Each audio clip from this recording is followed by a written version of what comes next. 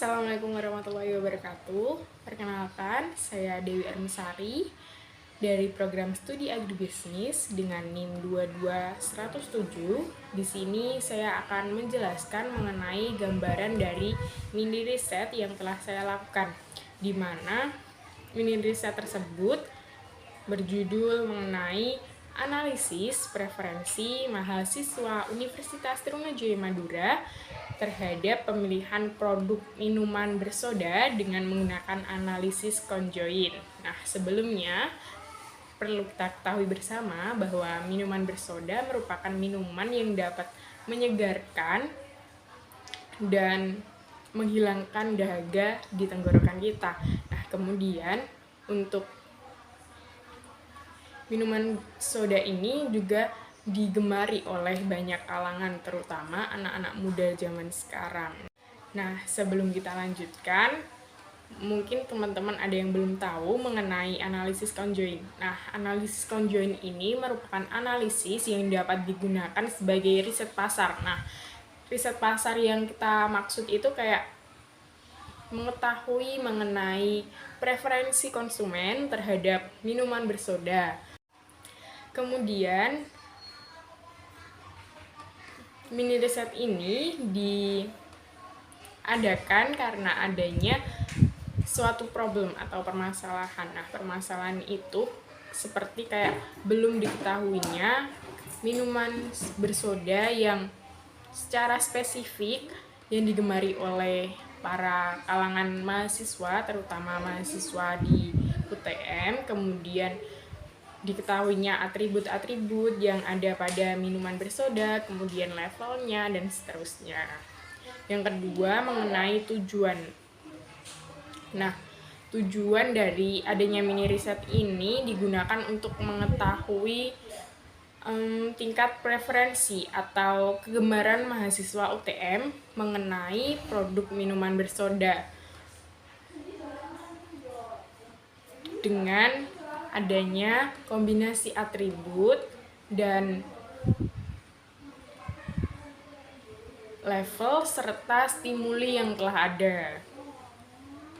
Yang terakhir, mengenai manfaat. Apa sih manfaat dari adanya mini riset menggunakan analisis conjoint ini? Nah, teman-teman perlu tahu bahwa manfaat yang kita dapat yaitu untuk mengetahui preferensi mahasiswa UTM, terutama mengenai merek atau minuman bersoda apa yang mereka gemari. Yang kedua, mengenai minuman bersoda apa yang paling digemari menurut harga. Nah, di sini menurut harga kayak mungkin anak UTM sukanya dengan harga sekian seperti itu.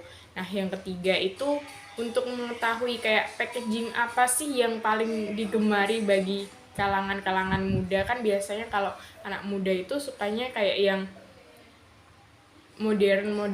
Nah, kayak packaging yang unik kayak gitu. Nah, yang terakhir itu untuk mengetahui jaminan apa yang paling diutamakan oleh konsumen.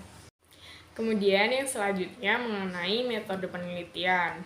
Nah, dalam mini riset ini pengambilan datanya itu dilakukan dengan adanya pengambilan kuesioner, melalui kuesioner. Jadi, teman-teman dikasih kayak link berupa kuesioner, lalu teman-teman bisa kayak mengisi link tersebut sesuai dengan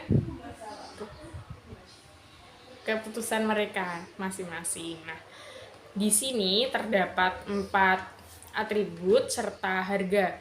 Nah, 4 atribut yang merupakan terdiri dari harga, packaging, terus merek, serta jaminan. Nah, dari adanya 4 atribut dan level-level tersebut dijadikanlah menjadi 9 stimuli.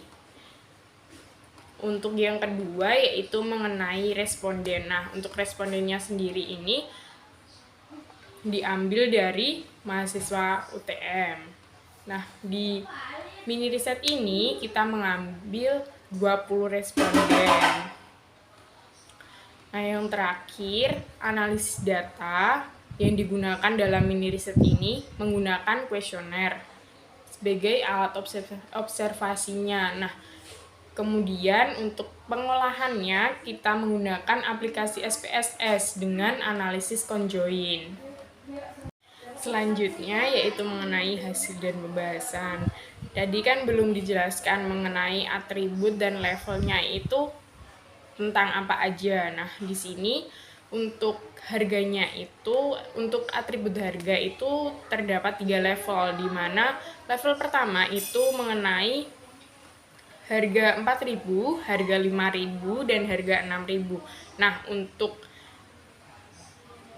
atribut yang kedua yaitu mengenai kemasan. Nah, di mana kemasan minuman bersoda ini dibagi menjadi 3 level, yaitu botol plastik, kemudian kaleng, dan botol kaca. Untuk atribut yang ketiga yaitu merek, di mana terdapat 3 merek minuman bersoda. Yang pertama ada Sprite, yang kedua ada Coca-Cola, yang ketiga ada Fanta.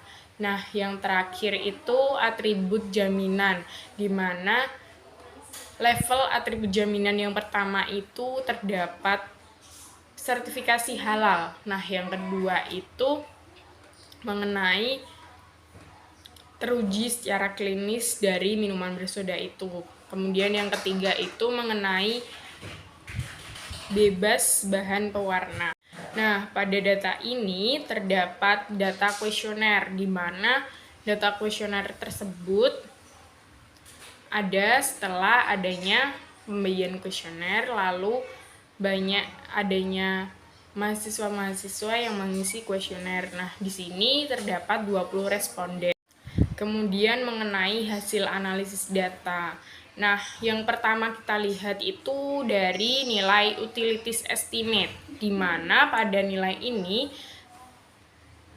nilai tertinggi itu pada atribut jaminan dengan level bebas bahan perwarna. Nah, sebesar 0,345. Kemudian nilai terendahnya itu pada atribut jaminan juga, namun nilainya 0,076.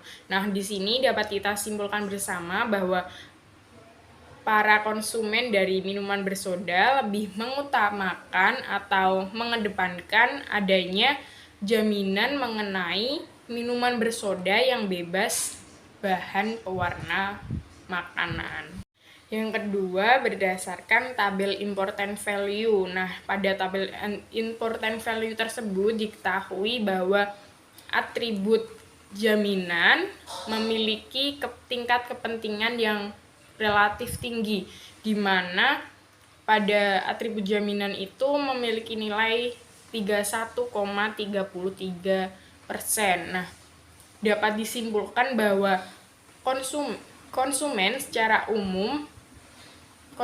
minuman bersoda secara umum lebih menganggap bahwa jaminan merupakan nilai yang paling penting dalam pembelian minuman bersoda. Yang ketiga mengenai nilai correlation. Nah, pada tabel correlation yang didapatkan bahwa nilai SIG dari mini riset ini menunjukkan bahwa 0,00, di mana di sini kita menggunakan nilai SIG 0,05, berarti bahwa nilai SIG 0,00 kurang dari 0,5, maka data tersebut dapat dinyatakan diterima serta terdistribusi dengan normal.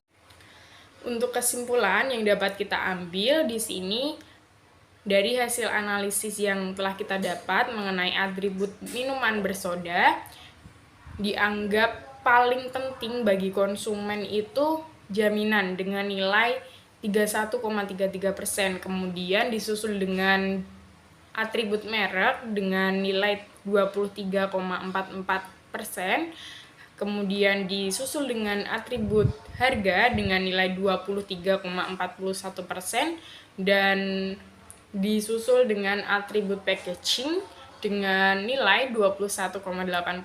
Nah, dari kesimpulan ini dapat diambil bahwa atribut yang paling mempengaruhi konsumen dalam pembelian minuman bersoda itu mengenai atribut jaminan. Dan yang terakhir mengenai saran, dari adanya mini riset yang telah dilakukan menggunakan analisis conjoint ini hanya mengetahui preferensi konsumen mengenai apa sih yang digemari konsumen terhadap produk tersebut. Nah, untuk selanjutnya itu dapat menggunakan analisis korespondensi untuk mengetahui secara kompleks atau secara lebih jauh mengenai kegemaran konsumen. Sekian dari saya, terima kasih. Thanks for watching.